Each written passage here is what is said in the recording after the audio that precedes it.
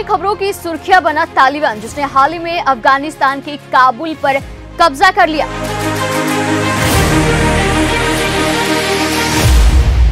जिसकी वजह से अफगानिस्तान से अमेरिका को अपने सैनिक वापस बुलाने पड़े। नमस्कार, मैं हूं पूनम भार्गव, आप देख रहे हैं 10 समर न्यूज। आज बात करेंगे कौन है तालिबान, कहां से आए तालिबान, क्या है इनका एजेंडा, कैसे आते हैं इनको पैसे। अमेरिका ने अफगानिस्तान में 61 लाख करोड़ रुपए से ज्यादा खर्च कर दिए हैं। 2300 से ज्यादा अमेरिकी सैनिक मारे गए। आखिरकार उसे अफगानिस्तान छोड़ना ही पड़ा। अमेरिका को 20 साल तक छकाने और देश छोड़ने पर मजबूर करने वाला समूह कोई और नहीं बल्कि तालिबान है। 15 अगस्त 2021 तक तालिबान ने राजधानी काबुल समेत पूरे अफगानिस्तान पर कब्जा कर लिया। अफगान सेना तालिबान के साथ एक समझौता करने को भी राजी हो गई है। अफगानिस्तान में एक बार फिर से तालिबान की सत्ता तय मानी जा रही है। कौन है तालिबान?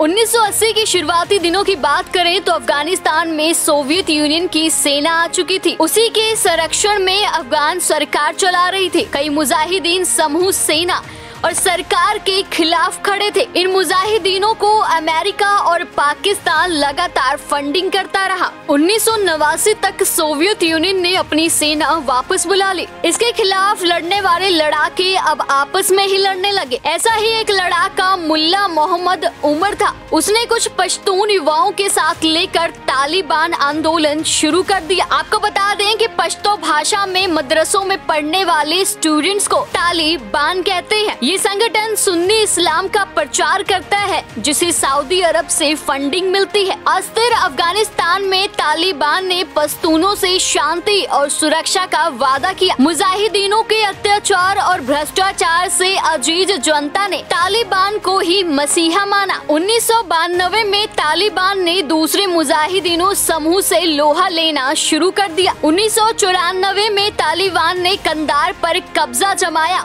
और 1995 में हेरात पर भी अपना कब्जा जमा लिया। 1996 में राजधानी काबुल पर कब्जा किया। इसी साल तालिबान ने अफगानिस्तान को इस्लामिक अमीरात घोषित कर दिया। राष्ट्रपति बुरहानुद्दीन रब्बानी को सत्ता से हटाकर मुल्ला मोहम्मद उमर को अमीर अल मोमिनिया बना दिया गया। 1998 में 90% से ज्यादा अफगानिस्तान पर तालिबान का नियंत्रण हो गया।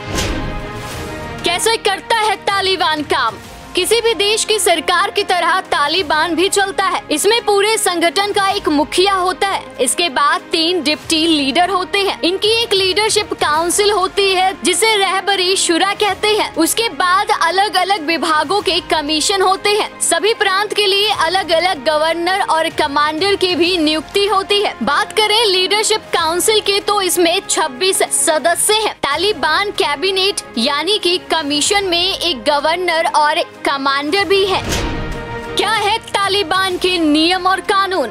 1996 से 2001 तक अफगानिस्तान में तालिबान की सत्ता थी और इस समय तालिबान ने पूरे देश में शरिया कानून लागू कर दिया, जिसमें लड़कियों के स्कूल जाने और महिलाओं के काम करने पर रोक थी। पुरुषों के लिए नमाज पढ़ना और लंबी दाढ़ी रखना अनिवार्य था। आदेश न मानने वालों को सजा देना एक पब्लिक इवेंट था। हत्या के जुर्म में फांसी और चोरी करने वालों के अंग काट दिए जाते थे। आपको बता दें कि अफगानिस्तान में दुनिया भर के आतंकवादियों को पनाह दी जाने लगी।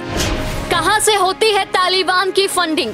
तालिबान अपने हिसाब किताब का कोई ब्यौरा प्रकाशित नहीं करता। इसकी सटीक कमाई और संपत्ति का पता लगाना मुश्किल है, पर दुनिया की 80% अफीम का उत्पादन अकेले अफगानिस्तान में होता है। अफीम की खेती वाले ज्यादातर हिस्से पर तालिबान का नियंत्रण है। अफीम का कारोबार करने वाले से तालिबान टैक्स वसूलता है। तालिबान के इलाकों में बॉर्डर पोस्ट पर भी व्यापारियों से टैक्स वसूला जाता है। किसी सैन्य चौकी और शहरी इलाके पर कब्जा करके सारी संपत्ति तालिबान अपने कब्जे में लेता है। अफगानिस्तान में अवैध खनन करने वाली कंपनियों से तालिबान टैक्स वसूलता है। अमेरिका और तालिबान की 20 साल की जंग।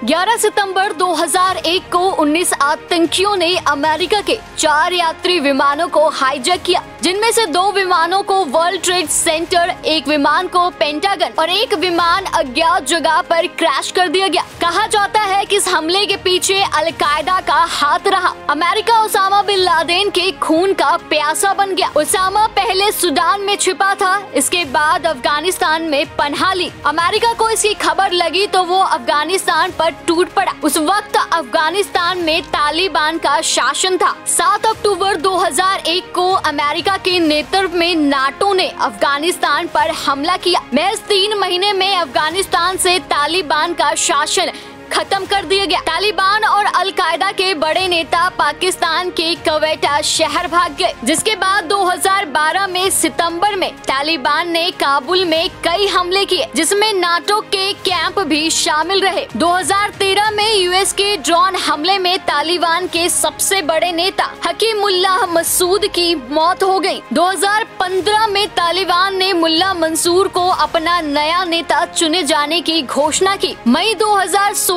में एक अमेरिकी ड्रोन हमले में मुल्ला मंसूर की भी मौत हो गई।